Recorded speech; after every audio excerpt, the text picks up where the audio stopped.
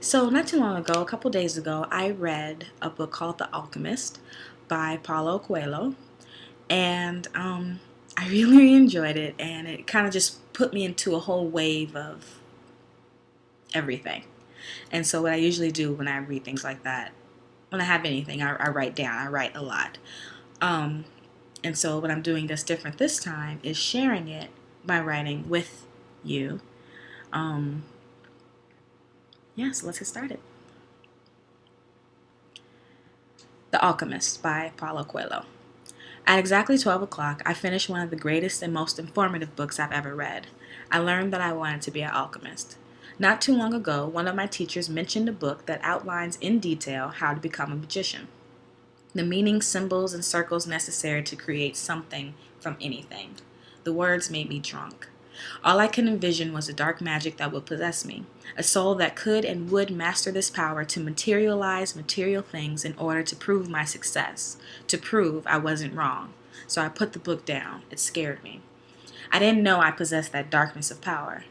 Just at the moment when I was chalking up my fear to the necessary craziness of actually being able to do magic and return to the book, my teacher said, "A true magician must not undertake anything regarding that which he is not fully informed. A true magician will realize that earthly conveniences cannot be taken into the astral world and are therefore completely meaningless." That blew my mind, by the way. He knew my intentions and came to warn me. I learned the words for that which I already know. Following a series of events involving another teacher, I was led then to the book by Paulo Coelho called The Alchemist. Now I know where my true magic lies. Now I know the language I use to talk to the wind and the ants and the woman that plays in the clouds is real. I spoke in words meant to ride on the wind and caress his heart, and he has done the same. Stay in love, be love, and all of the universe will rise into it. Do not fear death, for if you died today, you would know that your sister knows love. You have heard and seen great things. You have known the truth of life. Please do not fear the terrible test of life for you. You will live through it. Death knows it cannot win by conquering you. Dreams, my love, are the heart's slumber too. Play with your heart like the children that always find you when you're sad, and it will guide you every time to the truth. You know the language of your heart. It's yours. It is a child within you that's always willing to leap with openness and faith into hope and a dream.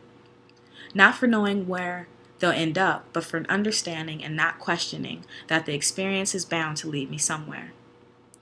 The heart does not want to suffer, so can you blame it for wanting to avoid the things that would? For using the language of your mind to stop you from doing it?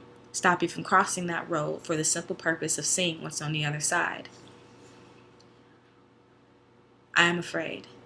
Not of people or realized dreams, but because I believe there is a God in me, and that God connects me.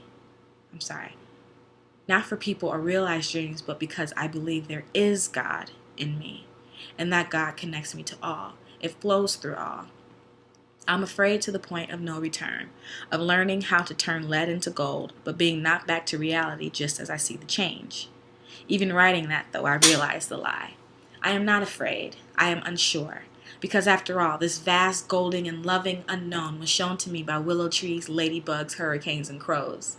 These words were taught to me by men I have never met, but whose beings I trust completely.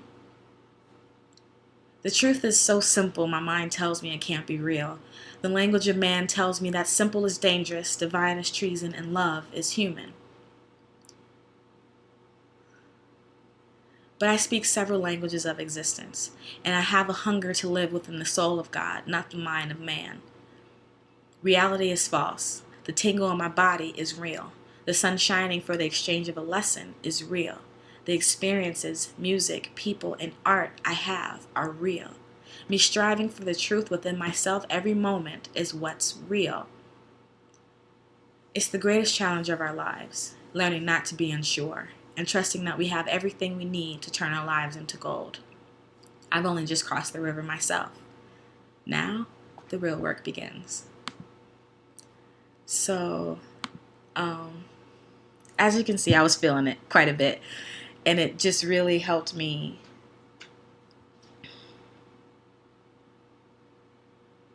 I don't know. It's always a confirmation. Books I read always seem to be confirmations of where I am in my life anyway.